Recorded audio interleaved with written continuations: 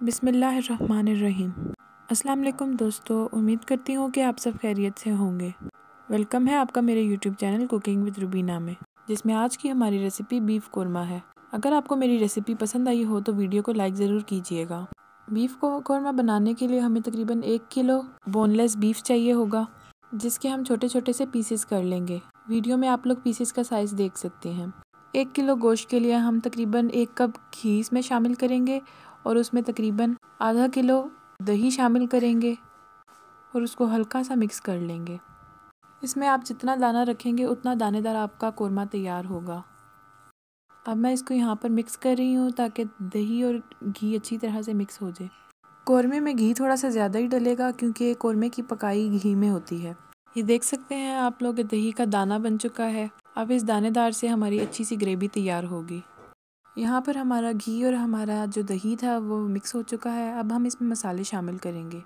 मैंने इसमें तकरीबन 1 टेबलस्पून नमक शामिल किया है। फिर इसके बाद 2 टेबलस्पून लाल मिर्च शामिल की है और धनिया पाउडर 1.5 टेबलस्पून मैंने यहाँ पर इस्तेमाल किया है।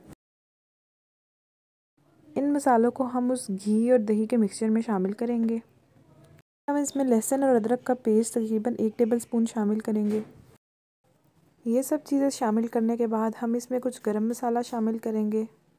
यहाँ पर मेरे पास तेज़ पत्ता 2 अदद, सब्ज़ इलायची 5 अदद, काली मिर्च तकरीबन 10 से 12 अदद, बड़ी इलायची 2 अदद, लौंग 5 से 6 अदद और ज़ीरा 1 चम्मच शामिल है। इसके अलावा हमारे पास दालचीनी तकरीबन 2 अदद शामिल है। इसके अलावा मैंने यहाँ पर जायफल और जवित्री का पाउडर भी शामिल किया है। मैंने यहाँ पर हाफ़ टी स्पून इस्तेमाल किया है। अब हम इन सब चीज़ों को अच्छी तरह से मिक्स कर लेंगे और यह हमारी बेसिक सी ग्रेवी कोरमे की तैयार हो जाएगी। अब ये 1 किलो गोश्त छोटी बोटी वाला जो कि आप लोग देख सकते हैं वीडियो में, हम इसको इसमें शामिल करेंगे। फिर हम इसको थोड़ा सा मिक्स कर लेंगे ताकि मसाला अच्छी तरह मिक्स हो जाए इसमें। ये हांडी छोटी नहीं है, लेकिन आप लोग अगर इससे भी बड़ी किसी हांडी में बनाना चाहें तो आप बना सकते हैं और वो ज़्यादा अच्छा रहेगा। अब हम चूल्हे को ऑन करेंगे और यहाँ पर हमारा गोश्त पक रहा है। पहले मैंने इसको थोड़ी तेज़ आंच पर पकाया था और अब मैंने इसकी आंच थोड़ी कम कर दी है ताकि ये अच्छी तरह से गल सके और इसमें जो हमने पानी शामिल किया था वो ख़त्म ना हो जाए। जब हमारा गोश्त पक जाएगा तो हम इसमें दूसरे इंग्रेडिएंट शामिल करेंगे। ये देख सकते हैं आप लोग, यहाँ पे हमारा गोश्त गल चुका है। अब हम इसमें इसकी ग्रेवी के लिए और चीज़ें शामिल करेंगे। मैंने इसमें ब्राउन प्याज पिसी हुई इसमें तकरीबन 1 कप शामिल की है।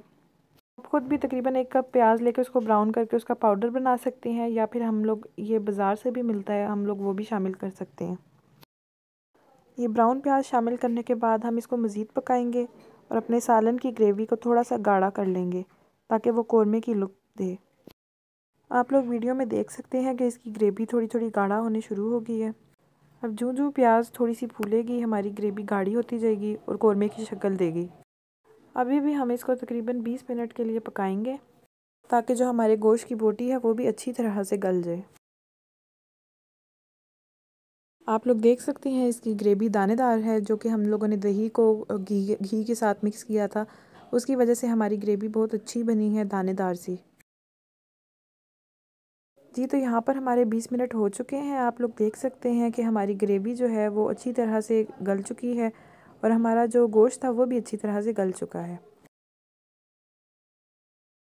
अब आखिरी इंग्रेडिएंट हम इसमें शामिल करेंगे जो कि केवड़ा है। कोरमे में केवड़े का इस्तेमाल लाजमी है। मैंने यहाँ पर तकरीबन 2 से 3 ड्रॉप्स शामिल किए हैं, जैसा कि आप लोग वीडियो में देख सकते हैं। अगर ज़्यादा आप लोगों ने तैयार करना है तो आप लोग ज़्यादा केवड़ा भी शामिल कर सकते हैं। यहाँ पर हमारा कोरमा बिल्कुल तैयार है। ग्रेवी आप लोग इसकी देख सकते हैं और हमारा गोश्त भी बहुत अच्छी तरीके से गला हुआ है। अब हम इसको प्लेट में सर्व करेंगे। मैं उम्मीद करती हूँ कि मेरी ये रेसिपी आपको बहुत पसंद आई होगी। इस रेसिपी को आप ज़रूर ट्राई कीजिएगा और कमेंट सेक्शन में अपना फ़ीडबैक ज़रूर दीजिएगा। और आखिर में गुजारिश है कि प्लीज़ मेरे चैनल को सब्सक्राइब कर दें और अगर आपको मेरी वीडियो पसंद आई हो तो उसको लाइक ज़रूर कीजिएगा। अपना और अपने घर वालों का ख्याल रखिएगा। अल्लाह हाफ़िज़।